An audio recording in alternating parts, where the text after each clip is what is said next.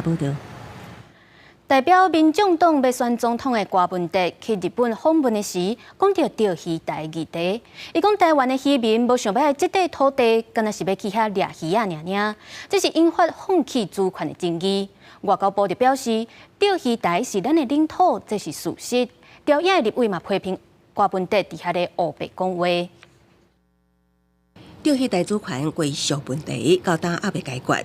中国、日本拢各自讲因有主权，台湾渔民过去也捌甲日本船只爆发冲浪的意外。民众党主席郭文哲去日本，说讲台湾渔民无想要爱这块土地，只想要下当去掠鱼啊，认为无争议的先解决，引起正大讨论。朝野立委同齐批评，自己不在乎主权，你自己忽轻蔑主权议题，你把渔民拖进去干什么？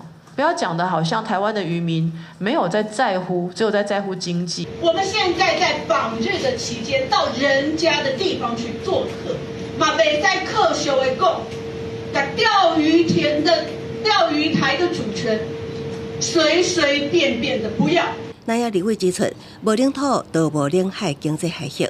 另外，立委考试，郭文哲一直誓言无注重钓鱼台主权，对争议摊烧，民众党立委赶紧提讲话。也不是说要去放弃任何这个什么主权或者放弃这岛屿，而是说这地方它本来它就是现实客观上，这主权争议也不可能是我们哪一方说了就算数。对争议摊烧，伫钓鱼台海峡掠鱼仔的渔民感受受侵。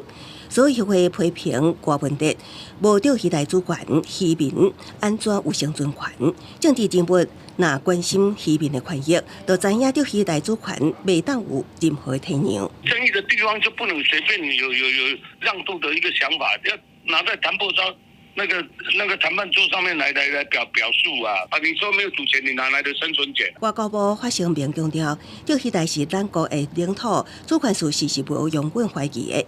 政府会以和平理性的方式处理相关议题，全力维护渔民作业权益。记者综合报道。